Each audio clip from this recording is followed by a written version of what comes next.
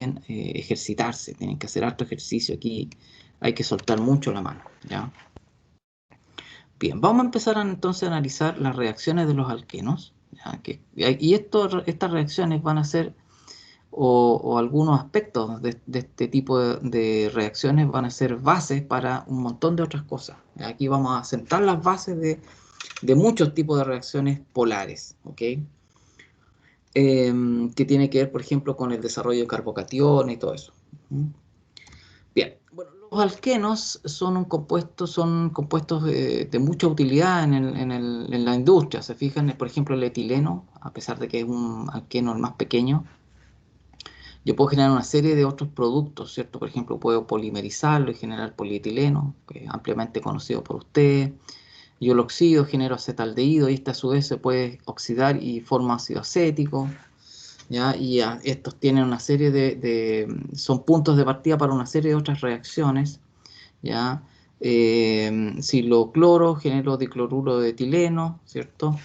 Y si hago una reacción, ¿cierto? Y genero un doble enlace, genero cloruro de vinilo, y si este lo polimerizo, genero el PVC. Se fijan que tiene una serie de utilidades, ¿cierto? Este sirve como un punto de partida de muchas reacciones que a su vez son el reactivo necesario para algún producto industrial. ¿Ya? El etanol, hay que decir, el etilenglicol, ¿cierto? También.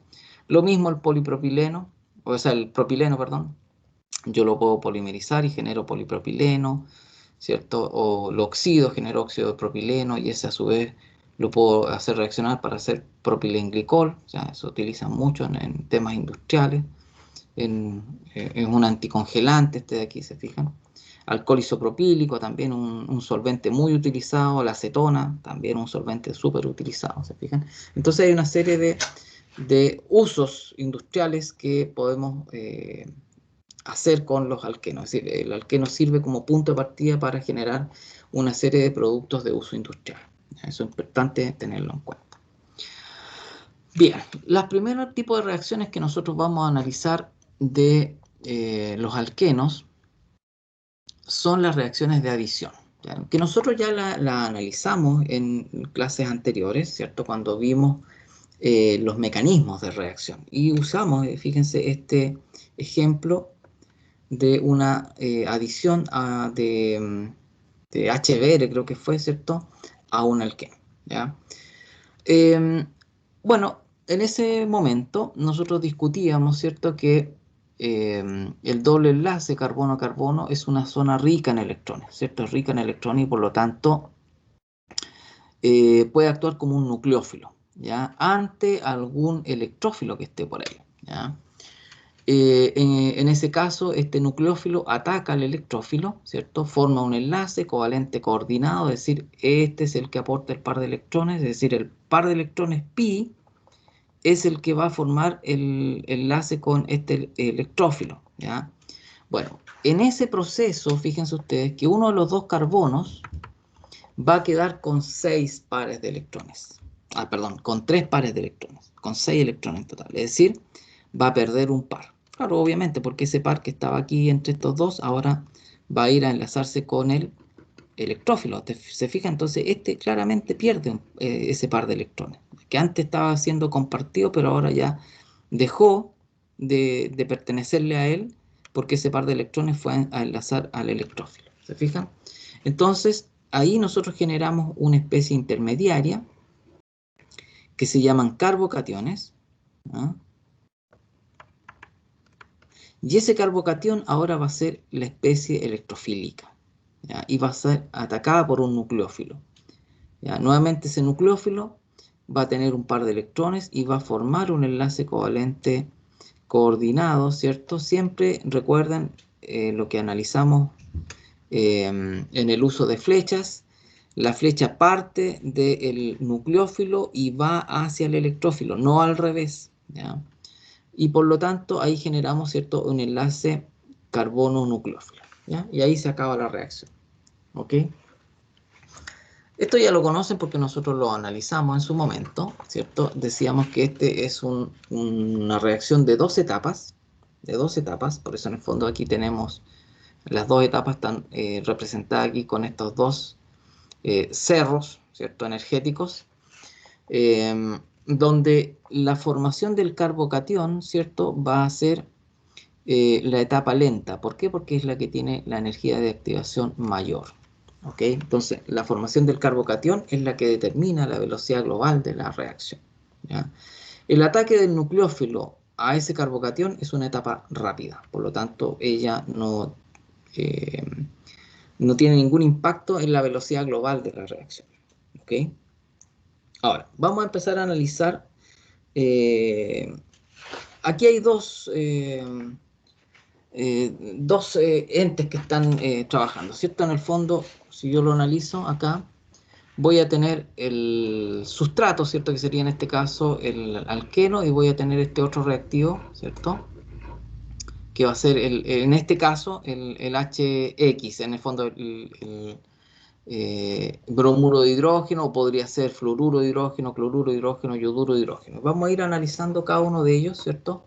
Y vamos a ir viendo qué es lo que en el fondo eh, afecta en las velocidades de este proceso. ¿Ya? En el fondo, cómo yo puedo tener distintos sustratos y van a haber distintos tipos de velocidad. Y eso va a estar asociado justamente a la estabilidad que va a tener este carbocatión. ¿Ya? Ya, lo primero que vamos a analizar va a ser este de aquí, ¿cierto? En términos generales se ha observado que cuando yo tengo un alqueno y yo hago la reacción, es decir, por ejemplo, tengo el etileno y yo hago reacciones sobre este etileno con los distintos eh, halogenuros de hidrógeno, flúor, cloro, bromo, yodo, se observa que la reacción aumenta, ¿ya? Cuando voy bajando en el grupo de los halógenos. Por ejemplo, el fluoruro genera una reacción muy lenta, el cloruro mucho más rápida, el bromuro más rápida, y la más rápida va a ser el yoduro. Es decir, cuando en el fondo este es HI, y si yo la comparo con la reacción del HCl, vamos a observar que la reacción con el HI es mucho más rápida que con el HBr o el HCl. Fíjense, mucho más rápida. ¿Ya? ¿Qué significa eso? En términos generales, el sustrato siempre va a ser el mismo para poder comparar. Siempre tengo que tener una variable fija y variar otra, ¿cierto? Hacer el cambio en las otras variables, porque si varío todo, no sé cuál es el efecto, quién está primando los efectos. Entonces, siempre en un experimento yo mantengo fija una variable, que en este caso sería el alqueno. Se fijan, el alqueno yo lo tendría que tener fijo, ¿ya? Y voy variando este. Entonces, en ese caso se observa que el HI ocurre con la mayor velocidad del grupo, es decir, bajo en el grupo y aumenta la velocidad. Ahora, ¿por qué ocurre eso? Bueno, tiene que ver justamente porque el yoduro, por alguna razón, va a ser, va a ser un mejor nucleófilo en este caso, ¿ya? Ahora, ¿cómo lo podemos conectar acá? Bueno, en términos generales, eh, este alqueno, este doble enlace, tiene que atacar a ese hidrógeno, ¿cierto? Ya. Y se va a romper el enlace hidrógeno-bromo. ¿Por qué el yodo es mucho mejor en ese proceso que el cloro? Bueno, eso tiene que ver justamente porque el yodo, cuando él se transforma en yoduro, fíjense que aquí el halógeno se va a transformar en el anión, ¿cierto? Porque en el fondo él, al llevarse el par de electrones, se transforma en este anión, ¿ya? Eh, el yodo, cuando se transforma en yoduro, ¿cierto? Él acomoda de mejor forma ese par de electrones que adquirió. Lo hace mucho mejor que cualquiera de estos de acá abajo, que el bromo, que el cloro y el flúor. ¿Y por qué? Por su tamaño. ¿Ya? Por su tamaño. El yodo, al ser tan grande, cuando él adquiere ese par de electrones, ¿cierto? Que viene del enlace hidrógeno-halógeno, adquiere ese par de electrones, al ser grandote lo acomoda mejor. Comparémoslos con el flúor. El flúor es un elemento muy chiquitito, ¿ya? Por lo tanto, cuando él se transforma en el fluoruro, es decir, y adquiere ese par de electrones, aquí obviamente van a haber mucho más repulsiones. ¿Por qué? Porque en el fondo tengo un par de electrones en un volumen mucho más chiquitito. En cambio, en el yodo tengo el mismo par de electrones, pero en un volumen mucho más grande. ¿Se fijan? Y así entre medio. ¿Se fijan? Entonces, por eso el yodo, ¿ya? Este yoduro, es, es mejor, ¿ya? Él acomoda mejor ese par de electrones, ¿cierto? Que cualquiera de estos de acá. Y en ese proceso hace que la reacción sea mucho más rápida. ¿Se fijan? Este de aquí tiene poca tendencia en el fondo, o no, no sé, no quiero decirlo como poca tendencia, pero en el fondo, cuando él se transforma, el fluoruro, o sea, adquiere ese par de electrones, ¿cierto? Genera un anión que es más inestable comparativamente que el yoduro. ¿Se fijan? Tiene que ver con eso, ¿se fijan? Ahora, esa es una parte del problema, ¿ya? Ahora vamos a analizar qué pasa con el sustrato, es decir, vamos a suponer que mantenemos este fijo y vamos a ir variando este sustrato. Entonces, cuando ocurre eso, ¿ya? Fíjense ustedes, aquí yo tengo el HBr, ¿ya? Y fíjense que aquí yo tengo un alqueno, pero que no es simétrico. Fíjense que aquí este etileno es simétrico. ¿En qué sentido? Que todos los sustituyentes en torno a al doble enlace son iguales, son todos hidrógenos. Por lo tanto, es simétrico. Aquí no. Fíjense que este carbono tiene dos grupos CH3 y este carbono solamente tiene uno. ¿Se fijan? Yo tengo dos posibilidades de formar el carbocatión. En el proceso, fíjense que aquí estoy manteniendo el HBr fijo. En el proceso, este hidrógeno se puede unir a este carbono, es decir, al carbono menos sustituido, o se puede unir al carbono más sustituido, a este de aquí. ¿Se fijan? En cuyo caso, fíjense que voy a formar diferentes intermediarios. Aquí voy a formar un carbocatión, ¿cierto? Ese carbono tiene más grupos CH3 en torno a él. Y este carbono, porque tiene tres, este CH3 y todo este grupo de aquí. ¿Se fijan? Tiene más sustituyente en torno a él. En cambio, en esta situación, cuando el hidrógeno se va al carbono más sustituido, fíjense que el carbono que queda deficiente en electrones solamente tiene dos grupos. Está sustituido por dos grupos. Este CH3 y todo este grupo de aquí. ¿Se fijan? Ya. ¿Qué tiene que ver eso, cierto, con la reacción?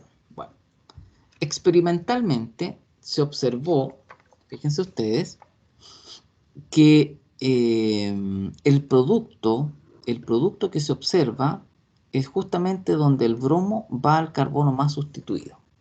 Eso es lo que se observó experimentalmente.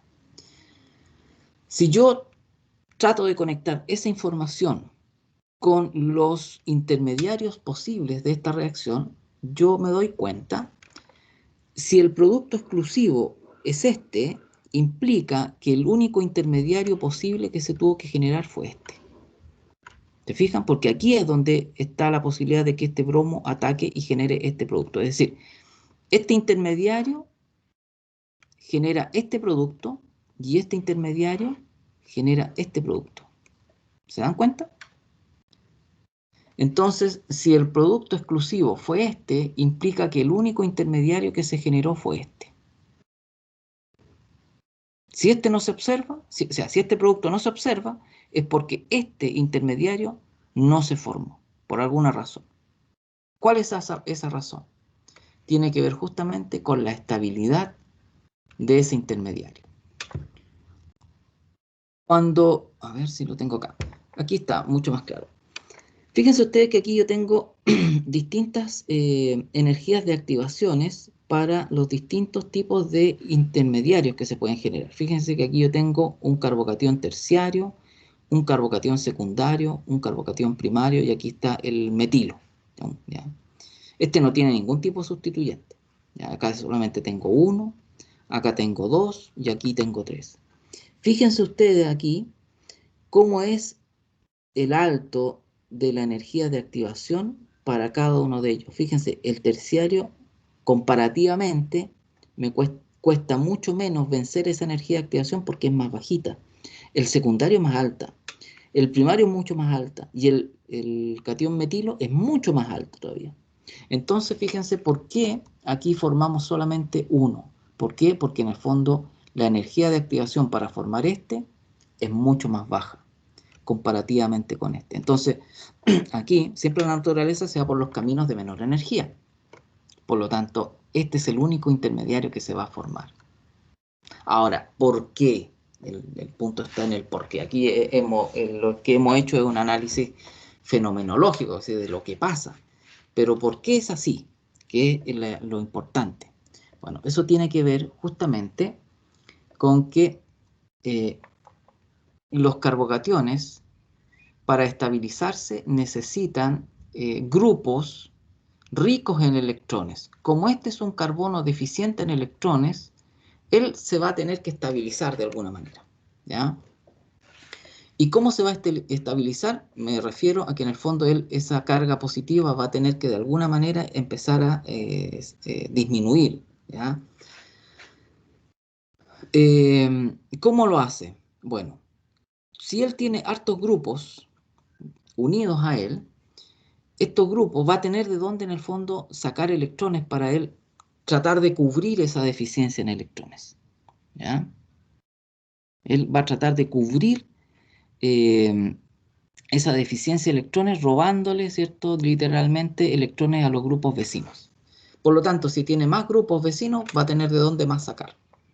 Por lo tanto, se entiende claramente por qué el carbocatión terciario es el más estable, claro, porque en el fondo este carbono, que es deficiente en electrones, tiene mucho más lugares de donde sacar esos electrones. Aquí tiene solamente estos dos nomás. Aquí tiene uno, aquí no tiene ninguno, porque los hidrógenos tienen un electrón, no aportan electrones. ¿Fijan? Entonces aquí hay un efecto inductivo. ¿Fijan? Hay un efecto inductivo. ¿Ya?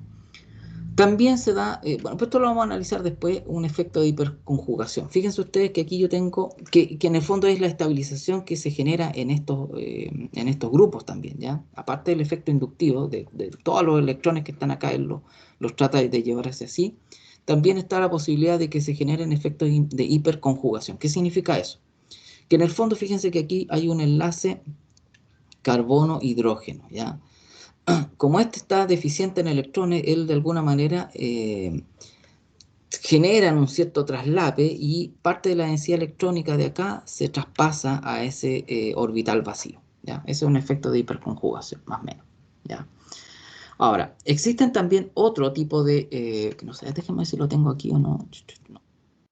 Existen otros tipos de estabilizaciones que son importantes, que aquí no están, pero en el fondo las vamos a ir viendo luego, pero es importante que ustedes ya la tengan en mente, que no solamente existen los efectos inductivos, también están los efectos de resonancia. Resonancia. Por ejemplo, yo puedo tener este carbocatión, carbono, carbono, aquí, podemos suponer este de aquí, hidrógeno, hidrógeno, aquí positivo, y aquí voy a tener un anillo aromático, un benceno. ¿Se fijan? Ahí, ahí, ahí. Fíjense que este es un carbono, un carbocatión primario, como este, ¿ya? Pero fíjense que este va a tener una estabilidad parecida a uno secundario. ¿Y por qué dirán ustedes? Bueno, porque en el fondo aquí la resonancia va a jugar un papel muy importante para estabilizar ese carbocatión. Si ustedes se fijan y usted hace la estructura resonante, por eso es importante haber estudiado al inicio estructura resonante, yo puedo mover este par de electrones acá y generar toda esta estructura resonante. Lo voy a hacer acá chiquitito porque no tengo mucho espacio. Fijan, ahí carbono, hidrógeno, hidrógeno. Y fíjense que ahora la carga ya no la va a tener este carbono, sino que va a estar en el anillo. Aquí va a quedar más, aquí. Y a su vez el anillo aquí va a deslocalizar estos electrones que están acá y va a generar una serie de otras estructuras resonantes. ¿Se fijan? Acá, y aquí va a quedar despoblado acá, acá, el doble enlace aquí, carbono, hidrógeno, hidrógeno, ¿se fijan? Y a su vez este de aquí se va a mover para acá y va a quedar ahí, carbono, hidrógeno, hidrógeno, fíjense, se movió para acá, va a quedar aquí, aquí, y este va a quedar. Fíjense que aquí él está mucho más eficientemente, ¿cierto? Estabilizando su carga, la deficiencia, la falta de electrones. ¿Se fijan? ¿Por qué? Porque en el fondo lo está ayudando a través de la resonancia el anillo aromático. Entonces, nosotros tenemos efectos inductivos para estabilizar esos carbocationes y efectos de resonancia. Justamente cuando yo tengo un doble enlace, ¿cierto? Al lado de ese carbono eficiente en electrones, un anillo aromático, ¿cierto? O átomos que tienen pares de electrones de no enlace también. Me ayudan. Es decir, cualquier grupo que aporte electrones, ¿ya? Acá y pueda generar una resonancia, en el fondo justamente va a tener ese tipo de estabilizaciones. Y como les digo, este de aquí tiene una estabilidad como esta, a pesar de que es primario, pero es muy estable. ¿Por qué? Porque es un efecto de resonancia. En términos generales, los efectos de resonancia son mucho más eficientes a la hora de estabilizar carbocationes, más que los efectos inductivos. ¿Ok? Bien. Un detalle importante, lo que vimos recién, que tiene que ver justamente con cuál va a ser este de aquí, eh, la orientación de la sustitución, ¿ya? Es la regla de Markovnikov. ¿Y qué dice la regla de Markovnikov? ¿Ya? Que en el fondo, cuando yo tengo algún hx, bueno, y esto ya se puede extrapolar a cualquier otro, ¿ya? El intermediario es el carbocatión más sustituido, no el menos sustituido. En el fondo, esa es la regla de Markovnikov. ¿Se fijan? ¿Ya?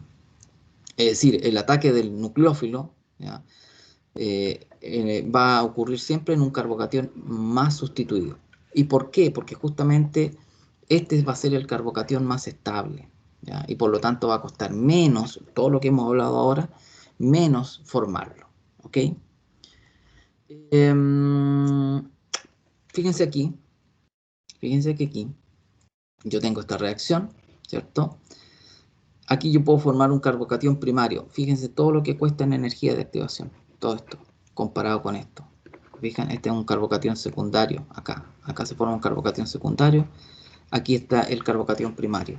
Entonces, ¿qué me dice el arreglo de Markovnikov?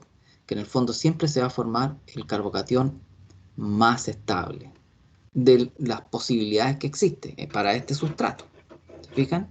Aquí existen dos posibilidades, o que se forme un carbocatión secundario o que se forme un carbocatión primario. Entonces, ¿qué me dice la regla de Markovnikov? Bueno, el producto principal va a ser el carbocatión, el producto que proviene del carbocatión más estable.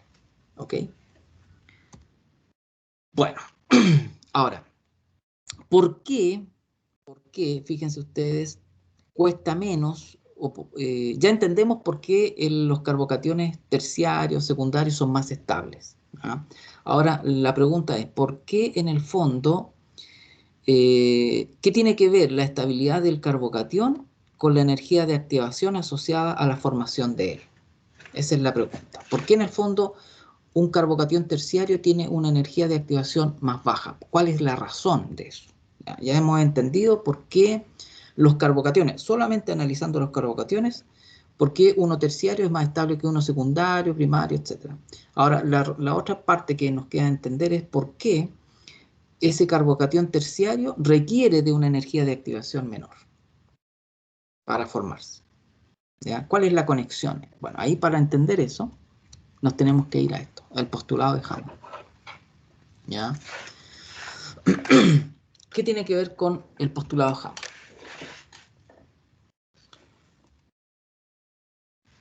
Bueno, fíjense ustedes, el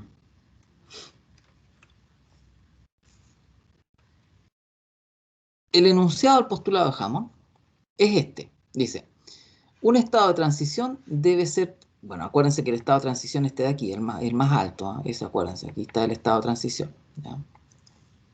Este es el estado de transición. Acá está el intermediario, ojo, para que no se me enreden con los conceptos. Estado de transición, intermediario. Ya, un estado de transición debe ser similar a un intermedio que tenga una energía cercana. Es decir, ¿qué significa eso?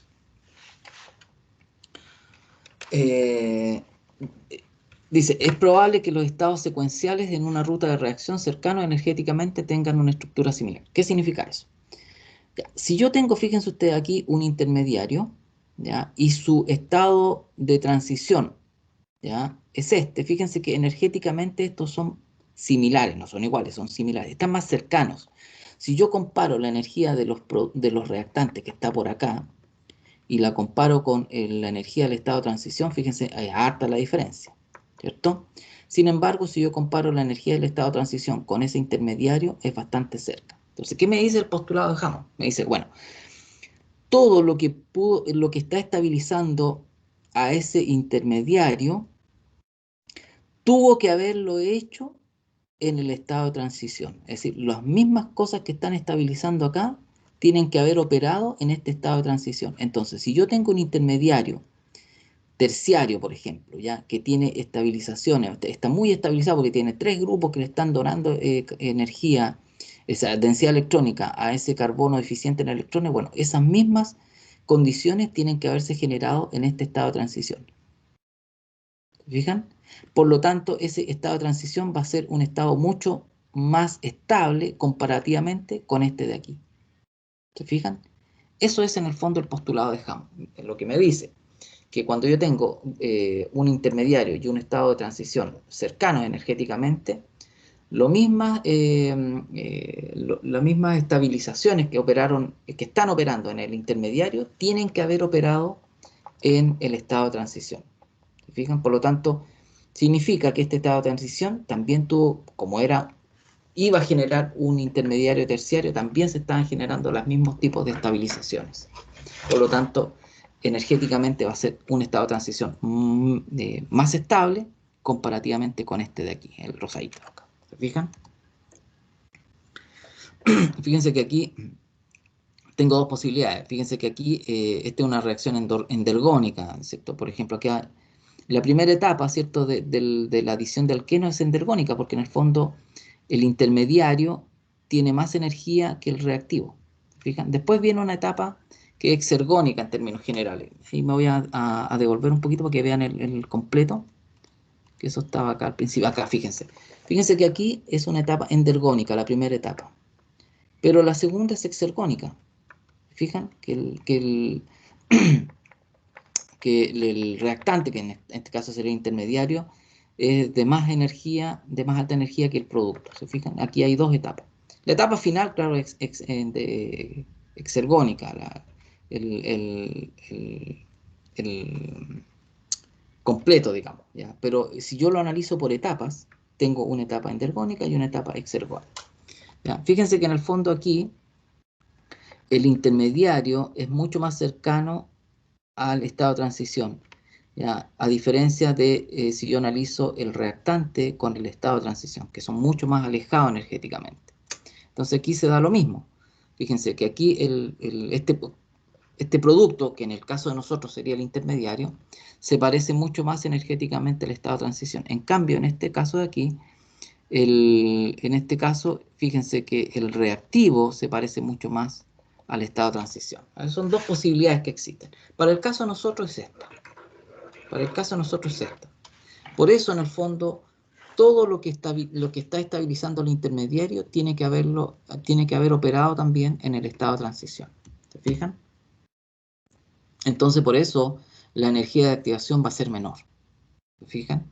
En este caso concreto, fíjense, si yo formo el carbocatión terciario, acá, todas esas interacciones, ¿cierto? Donde están los grupos, 3 grupos CH3 estabilizando ese carbono, tienen que haber operado de alguna manera acá. ¿ya? Y por eso, en el fondo, ese estado de transición va a ser más estable y al ser más estable baja su energía de activación. ¿ya? No así si se forma el carbocatión primario. ¿Ok? Bien. No sé si se queda claro esto de acá. En el fondo es importante que entiendan dos cosas. ¿Por qué los carbocationes terciarios son más estables que los otros? ¿Y por qué en el fondo ellos requieren menos energía de activación? Entonces uno lo explicamos a través de las estabilidades y el otro a través del postulado de Hammond. ¿Ok? ¿Dudas, consultas, chicos, hasta el momento? ¿No? Ya. Bien. Hay un detalle que es importante tener en cuenta cuando yo formo carbocationes, que tiene que ver que existe la posibilidad de rearreglos. Es decir, fíjense ustedes. Miren, acá yo tengo esta estructura, lo voy a dibujar aquí, ¿ya? Tengo carbono, doble enlace, aquí tengo hidrógenos, carbono, acá tengo un hidrógeno, ¿cierto? Y aquí tengo CH y aquí tengo 2CH3. ¿Ya? 2CH3, ahí. ¿Ya? Fíjense que en el fondo, si yo analizo la regla Markov-Nikov, ¿qué es lo que me diría? Que en el fondo se va a generar el producto donde la sustitución esté en el carbono más sustituido, ¿cierto? Ahí se va a generar. Es decir, yo esperaría que el carbocatión que se formara acá fuera en esta zona, no en esta, sino que en este carbono que sería secundario, ¿cierto? Yo esperaría, ¿cierto?, que el carbocatión que se forme aquí sea este, porque es el más estable, ¿cierto? Si la carga positiva estuviera aquí, sería un carbocatión inestable. Si la carga está acá, estaría estabilizado por esto. Por lo tanto, yo esperaría eso, ¿cierto? Hidrógeno acá, carbono, ¿cierto? Aquí sería CH3, y aquí sería hidrógeno, y aquí estaría la carga positiva. Entonces, este sería el carbocatión más estable. Por lo tanto, yo esperaría, ¿cierto?, que el producto fuera, este. H, carbono, hidrógeno, y este es un cloro, ¿cierto? Entonces yo esperaría que el cloro estuviera aquí, ¿cierto? CH, ¿cierto? Aquí CH y CH3, aquí un 3, ¿eh? CH3. Yo esperaría que este fuera el producto, ¿ya? Este de aquí. Pero fíjense, un 40% no es el producto principal, es otro producto principal. ¿Qué pasó acá? Fijan, aquí respetamos todo lo que hemos analizado, ¿cierto?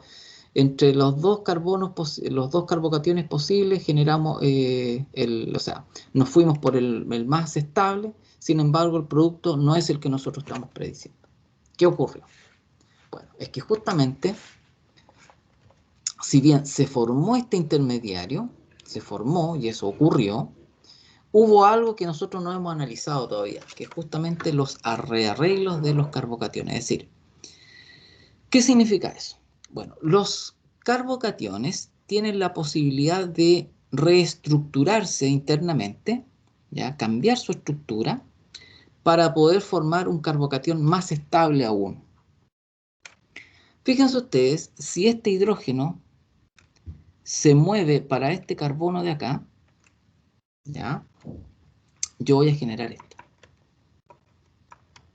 H, H, H, aquí carbono, aquí está el hidrógeno, ¿cierto? El que se movió, el que ya estaba.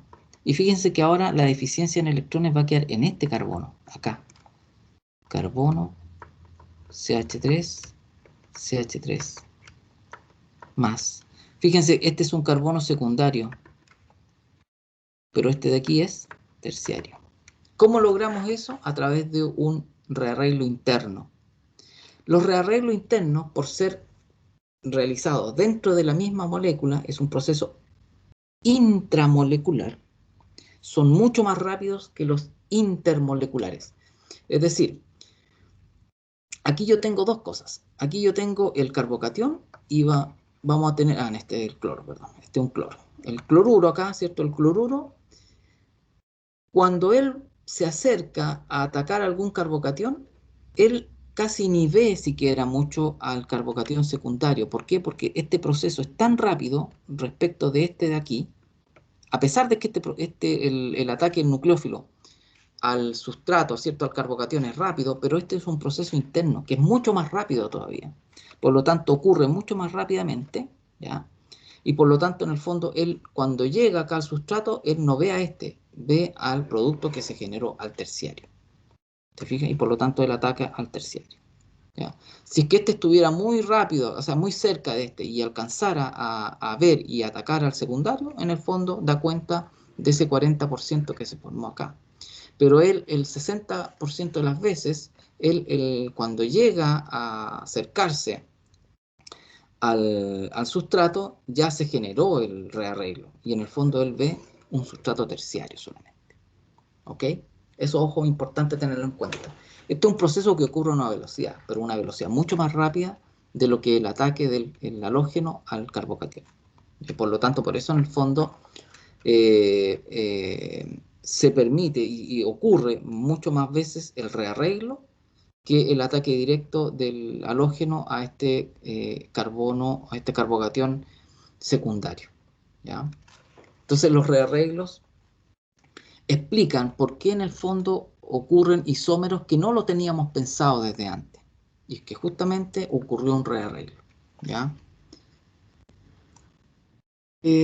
Con esto terminamos. Bueno, aquí hay distintos ejemplos de rearreglos. Se fijan, aquí se puede generar un carbocatión secundario. Fíjense, aquí hay un secundario. Pero si yo muevo este grupo CH3 para acá, voy a generar un carbocatión terciario mucho más estable. Por lo tanto, ese proceso va a ocurrir. ¿Ya? Siempre que ustedes estén analizando una reacción que tenga carbocationes como intermediarios, ustedes tienen que estar atentos a la posibilidad de rearreglo. Ustedes tienen que analizar la estructura. Los rearreglos siempre van a venir de grupos vecinos a él. Es decir, si yo tengo por acá, fíjense, el doble enlace está por acá, y yo tengo acá un grupo, ¿ya? Por acá, ese grupo que está bien lejos no se va a mover para acá, son los que están vecinos, ¿se fijan? Son los que están vecinos, siempre los que están vecinos. ¿Y cuál? Aquel vecino que me genere un intermediario mucho más estable que este de acá. ¿Okay? Aquí también tenemos expansiones de anillos, fíjense, se genera un carbocatión acá, se mueve este enlace de carbono-carbono del anillo, ¿ya? Y fíjense, pasamos de un anillo de 4 a uno de 5, entonces, y generamos un carbocatión terciario. Entonces, ¿cuál es la gracia aquí?